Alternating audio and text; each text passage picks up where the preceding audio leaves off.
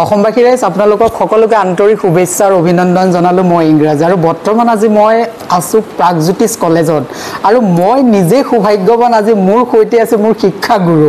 আৰু ইয়াতকে ডাঙৰ শুভেচ্ছা মোৰ বাবে আজি এই সুন্দৰ দিনটোত হ'ব নোৱাৰে স্যাৰ নমস্কাৰ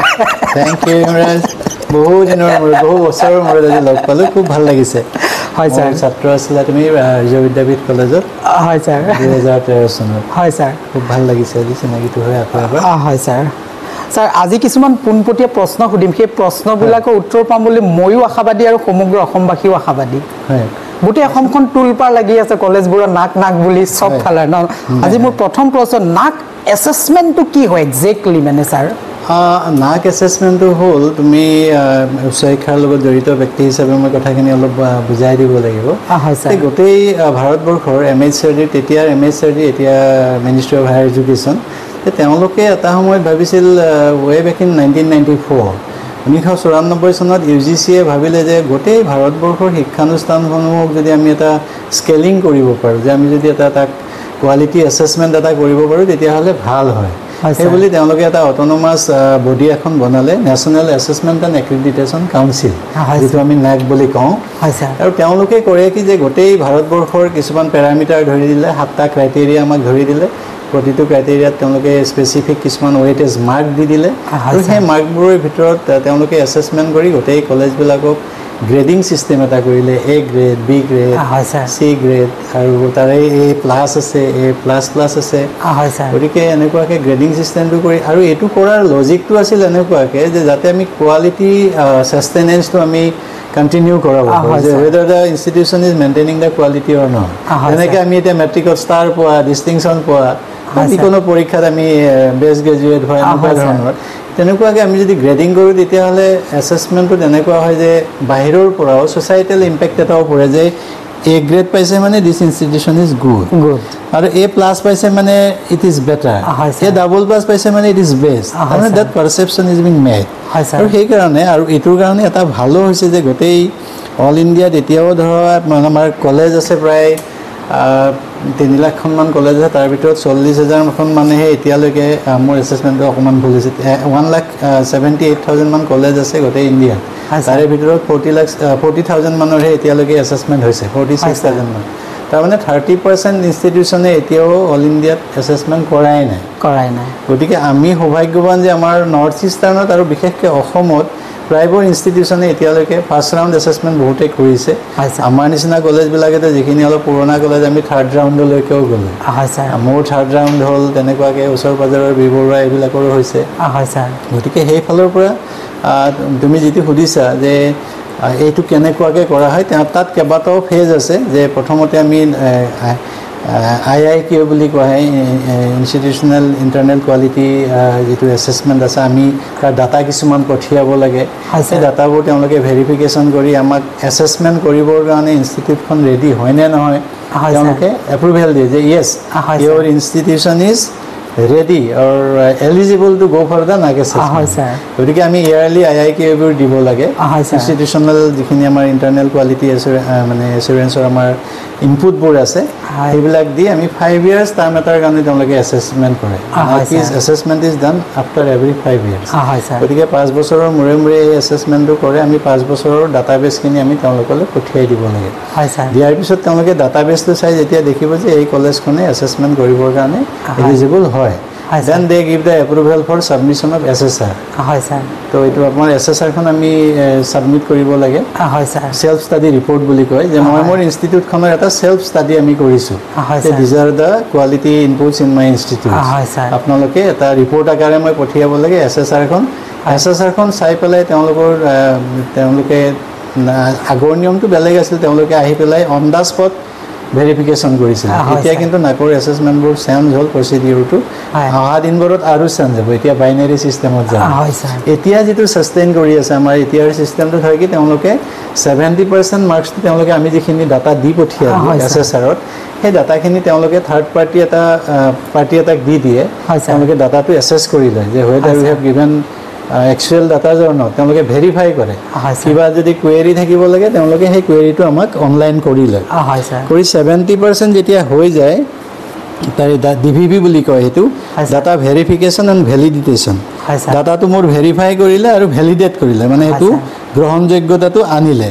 আনি পেলাই তেওঁলোকে যেতিয়া ডিভিভিটো হৈ যাব হৈ যোৱাৰ পিছত তেওঁলোকে দুজনীয়া আৰু বা তিনিজনীয়াই পঠায় কলেজবিলাকলৈ তিনিজনীয়া আৰু ইউনিভাৰ্চিটি হ'লে 5জনীয়া বা 6জনীয়া পঠায় তিনিজনীয়া পাৰ্টি এটা পঠিয়াই দিয়ে কলেজখন চাবৰ কাৰণে ফিজিকেল ভেৰিফিকেশ্যন এইটো নাক পিয়াৰ টিম ভিজিট বুলি কোৱা হয় so' peer team is constituted by 3 members for colleges আৰু ইউনিভাৰ্চিটিৰ কাৰণে 5জন বা 6জন দিয়ে ডাঙৰ ইউনিভাৰ্চিটি হ'লে 6জনমান দিয়ে আমাৰ গুৱাহাটী ইউনিভাৰ্চিটিত 6গৰাকী আহিছিলে তেনেকুৱা তেওঁলোকে আহি 30% মাৰ্কছৰ কাৰণে আমাৰ ইণ্টাৰনেল যিখিনি আছে কোৱালিটি পেৰামিটাৰ্ছবিলাক তেওঁলোকে চায় আৰু ফিজিকেল ভেৰিফিকেশ্যনটো কৰে গতিকে 70% ইন ডিভিভি 30% ইন ফিজিকেল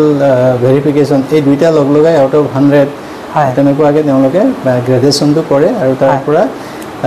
4 পইণ্ট স্কেলত গ্ৰেজুৱেশ্যনটো হয় আমাৰ যদি 3.25লৈকে এ ধৰিব 3.25তকৈ বেছি পায় 3.5লৈকে হ'লে এ প্লাছ হ'ব 3.5তকৈ ওপৰত গ'লে এ ডাবল প্লাছ হ'ব তেনেকুৱাকৈ তলৰ ফালে আহিলে B plus B double plus আছে বি আছে তো সেনেকৈ গ্ৰেডিংবোৰ কৰা হয় আৰু এই গ্ৰেজুৱেশ্যনটোৰ ওপৰতে গোটেই কলেজখনৰ অকণমান ফিউচাৰ প্ৰস্পেক্টটো ডিপেণ্ড কৰে কাৰণ মানুহে আজিকালি যেনেকৈ ষ্টাৰ পোৱা ল'ৰা এটাৰ ভাল বুলি ভাবে আৰু ষ্টেণ্ড কৰিলেতো আৰুৱেই ভাল বুলি ভাবে দেট ইজ দ্য জেনেৰেল পাৰচেপশ্যন গতিকে মই মিছনটো আমাৰ কাৰণে ছাকচেছ অকণমান কষ্ট হ'ল সেইখিনি অকণমান ক'ব লাগিব তোমাক পিছলৈ মই ক'ম বাৰু আমি প্ৰক্ৰিয়াটোত কেনেকুৱাকৈ আগবাঢ়িছিলোঁ আৰু কেনেকুৱা কি হ'ল সেই কথাখিনি আমি অকণমান ক'ব লাগিব তোমাক মোৰ কলেজখনত আমাৰ প্ৰথম আমি যেতিয়া 1994ত নাকৰ এছেছমেণ্ট হৈছিলে নৰ্থ ইষ্টৰ কলেজবিলাকে কিন্তু বহুত দেৰিকৈ আৰম্ভ কৰিছিলে অসমৰ কলেজবিলাকে বিশেষকৈ অসমত 2003 চনমানৰ পৰা 2এখন কলেজে আৰম্ভ কৰিছিলে ডিড এণ্ড কটন কলেজ আমি বজালী কলেজত কৰিছিলে মই এসময়ত বজালীৰে প্ৰিন্সিপাল আছিলোঁ 2015 চনমানৰ পৰা তো সেই কেইখনমান কলেজে আমি ফাৰ্ষ্ট ৰাউণ্ড এছেছমেণ্ট কৰিছিলে 2003-04ত মোৰ এইখন কলেজৰ প্ৰাগজ্যোতিষ কলেজৰ 2004তে আমি প্ৰথম এছেছমেণ্টটো ফাৰ্ষ্ট চাইকেল কৰিছিলোঁ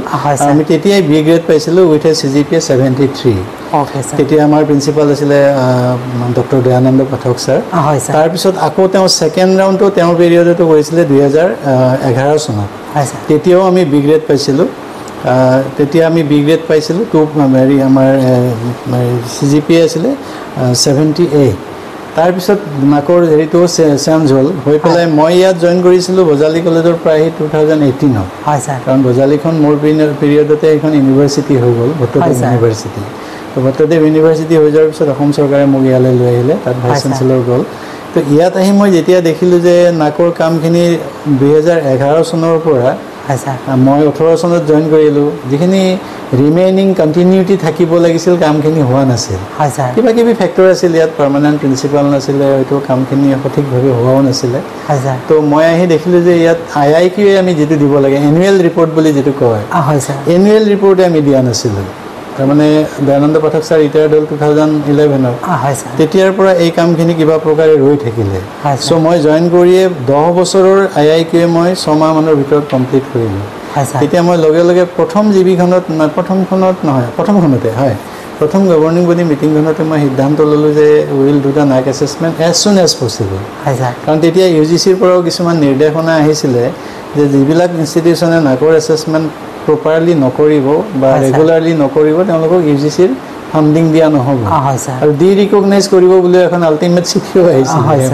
গতিকে বহুত কলেজে সেই সময়ত কৰিবলৈ বাধ্য হৈছিল আৰু আমি এনেও কৰিব লাগে কণ্টিনিউ কৰি থাকিলে ভাল বস্তুটো কিন্তু মই দেখিলোঁ যে কৰিব লাগিবই গতিকে 2018 চনত মই জইন কৰিলোঁ জুনত জইন কৰি মই 19 চনত মই জানুৱাৰী ফেব্ৰুৱাৰীৰ ভিতৰত মই প্ৰায় 10 বছৰৰ মই IIQA জমা দিলোঁ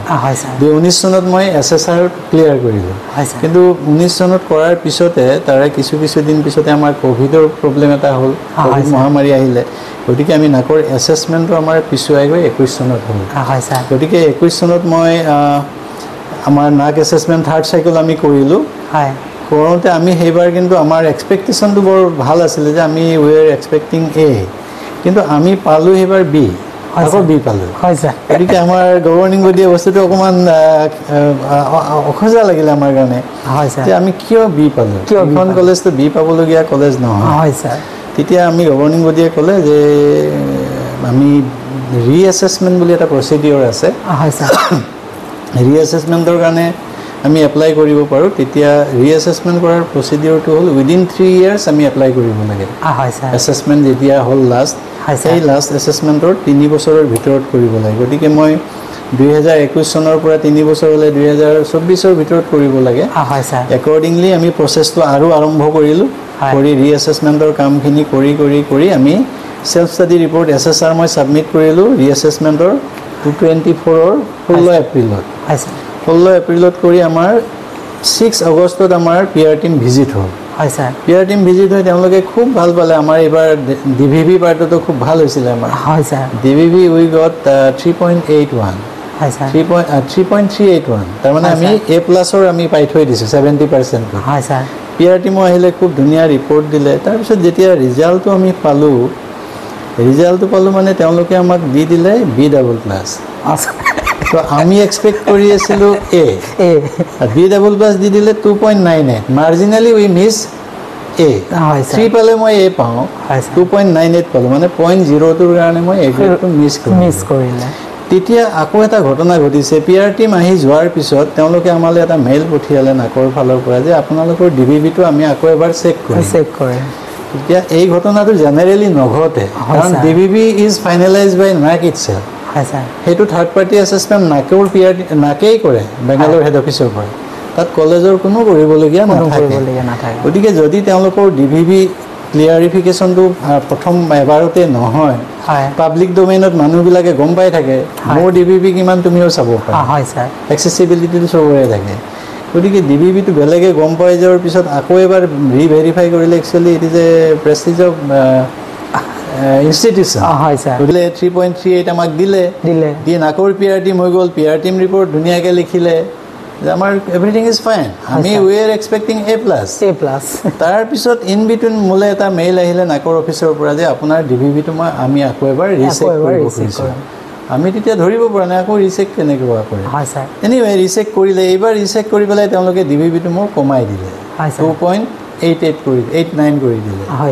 এইবাৰ আকৌ কৰিলে কি যে DVV যেতিয়া ভেৰিফাই কৰি থাকে তাত এটা প্ৰচিডিঅ'ৰ থাকে আমাৰ কিবা ইনষ্টিটিউশ্যনেল কুৱেৰিজ থাকিলে আমাক কুৱেৰিটো মিট কৰাৰ কাৰণে স্কোপটো দিয়ে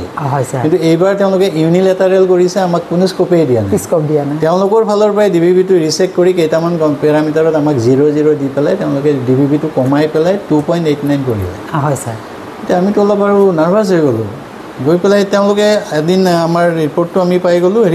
ডিচেম্বৰৰ 13 তাৰিখে হঠাৎকৈ মেইল এটা আহিলে your college is being declared with B++ with CGPA 2.9 আমি একেবাৰে হিল পৰা কপু টাইপৰ হ'লোঁ কাৰণ ইমান এটা ভাল প্ৰিপাৰেশ্যন এইখন কলেজ এতিয়া আৰু নোপোৱাকৈ থাকিব নোৱাৰে আমাৰ নিজৰ এটা এষ্টিমেশ্যন থাকেতো আৰু এটা দীঘলীয়া পৰিক্ৰমা আমি বেলেগ কলেজত বজালিত মই কাম কৰিলোঁ তাত মই A গ্ৰেড পাই আহিছোঁ কিন্তু এখন সাংঘাতিক যুদ্ধ হৈছে আপোনাৰ I know what to do and how to do মই মানে চক খাই গ'লোঁ তেতিয়া মই আকৌ GB দিলোঁ গভৰ্ণিং বডি গোটেই মানুহখিনি অলপ ফেড আপ হৈ গ'ল মোৰ ফেকাল্টি মেম্বাৰখিনি ইমান কষ্ট কৰিলোঁ আমি 2019 চনৰ পৰা নিৰন্তৰ কৰি আছোঁ নহয় 21ত পালোঁ B এইবাৰ পালোঁ B++ আৰু মাৰ্জিনেলি মানে 0.02ৰ কাৰণে মই এইটো মিছ কৰিছোঁ এতিয়া আকৌ গভৰ্ণিং বডিয়ে ক'লে যে যিকেইটা পেৰামিটাৰত আমি 0 পালোঁ বা 1 পালোঁ তাত সেইকেইটাত ক্ৰাইটেৰিয়াত আমি গৈ চালোঁ যে তাত আমি কেতিয়াও 0 পাব নালাগে যে এটা ফৰ এক্সাম্পল মই কৈছোঁ এই কলেজখনত যোৱা 5 বছৰৰ ষ্টুডেণ্ট এক্টিভিটিজ যিটো আছে সেইটো ক্ৰাইটেৰিয়াত মই 0 পাইছোঁ সেইটোত 0 পাবই নোৱাৰোঁ মোৰ ইয়াত ইমানবোৰ এক্টিভিটিজ চলি থাকে এইখন ওৱান অফ দ্য বেষ্ট মানে institution in entire north eastern region মই ক'ব পাৰোঁ মই জানোৱেই যিটো কথা আৰু এক্টিভিটি ষ্টুডেণ্টৰ বিভিন্ন খেল ধেমালিত মোৰ ল'ৰা ছোৱালী পাৰ্ট লৈ থাকে মানে গুৱাহাটী ইউনিভাৰ্চিটিৰ হওক বা আণ্ডাৰ বেলেগ ইউনিভাৰ্চিটি গতিকে কনফিডেঞ্চ লেভেলটো আমাৰ যিহেতু হাই আছিল গভৰ্ণিং বডিও ক'লে যে ন উই শুড গ' ফৰ দ্য এপিল বুলি এটা প্ৰক্ৰিয়া থাকে যে কোনোবাই যদি এই গ্ৰেডটোত ছেটিছফাইড নহয় তেতিয়াহ'লে দে কেন গ' ফৰ দ্য এপিল ইভেণ্ট তো আমি আকৌ এপিল কৰিলোঁ এপিল কৰোঁতে আকৌ এটা ফিজ দিব লাগে গতিকে গোটেই প্ৰক্ৰিয়াটোত অলপ পইচাৰ কথা আছে নহয় এছেছমেণ্টত গ'ল ৰিএছেছমেণ্টত গ'ল আকৌ এপিলতো মই পইচা দিবলগীয়া হ'ল তথাপি গভৰ্ণিং বডিয়ে ক'লে নহয় যাওক ইমান কষ্ট কৰিছে আমি পিছুৱাই নহওঁ লেট আছ গেট দ্য জাষ্টিফিকেশ্যন যে আমি একচুৱেলি কিয় আমি পোৱা নাই আমি জানিব লাগিব যদি 0 পাম আমি 0ই পাম কিন্তু এনে 0 দিলেতো নহ'ব চ' আমি এপিল কণ্টেণ্টত গ'লোঁ এপিল কৰিলোঁ দেন এপিল কমিটিয়ে মোৰ লগত অনলাইনত তেওঁলোকে 3জন ভাইচ চেঞ্চেলৰ ৰিটায়াৰ্ড তেওঁলোকে এপিল মিটিং মোৰ লগত হ'ল এপিলত যেতিয়া মই মোৰ প্লিটো ৰাখিলোঁ তেতিয়া তেওঁলোকে নিজে ভেৰিফাই কৰি কৈছে যে য়েছ উই এগ্ৰি উইথ ইউৰ প্লি এইটোতো জিৰ' পাব নালাগে আণ্ডাৰ ন' চাৰ্কামষ্টেঞ্চেছ এইটো জিৰ' গতিকে আপোনাৰ যিটো দাবী আমি এইটো প্লেটফৰ্মত উঠাম আৰু তেওঁলোকে চাগে কিবা ৰিকমেণ্ডেশ্যন দিয়ে আৰু এইটো এটা প্ৰক্ৰিয়া তো ডিপেণ্ডিং অন দেয়াৰ ৰিকমেণ্ডেশ্যন আমি লাষ্টত আল্টিমেটলি ৰিজাল্টটো পালোঁ যোৱা 13 জানুৱাৰী 13 তাৰিখ 2025 অল অফ এ ছাডেন আমি বিহুৰ আগদিনাখন আৰু 14 তাৰিখৰ পৰা বিহুৰ বন্ধ আছিল আগদিনাখন সন্ধিয়া আমি পালোঁ এইটো বিহু গীত বুলিয়ে ধৰিছোঁ আৰু যে আমি এ গ্ৰেড পালোঁ উইথ CGPA 3.01 ইভেন আমি ছেটিছফাইড নহয় আমি পাবলগীয়াতকৈ আমি অলপ কমেই পাই আছোঁ এতিয়া গতিকে এই প্ৰক্ৰিয়াবিলাকত হয় কি কেতিয়াবা যে নাকৰ পাৰটোতো অলপ ক'ৰবাত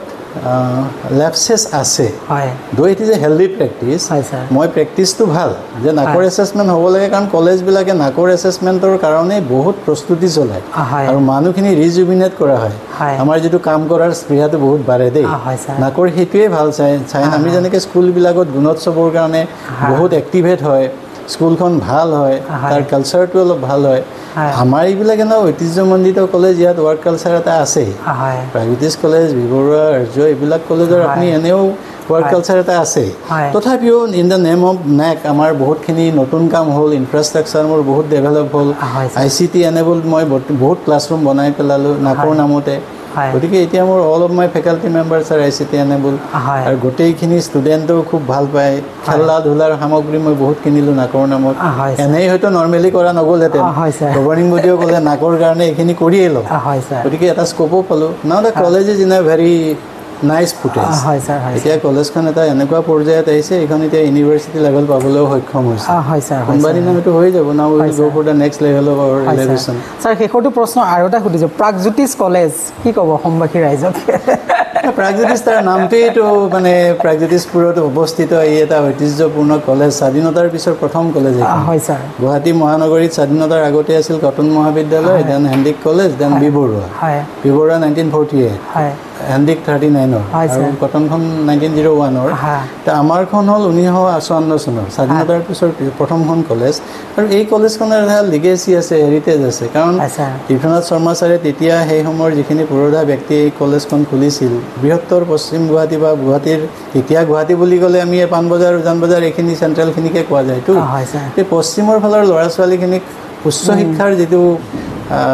হেৰিটো দিয়াৰ কাৰণে সুবিধাখিনি দিয়াৰ কাৰণে নাইট কলেজ হিচাপে ষ্টাৰ্ট কৰিছিলে সোণাৰাম হায়াৰ ছেকেণ্ডেৰী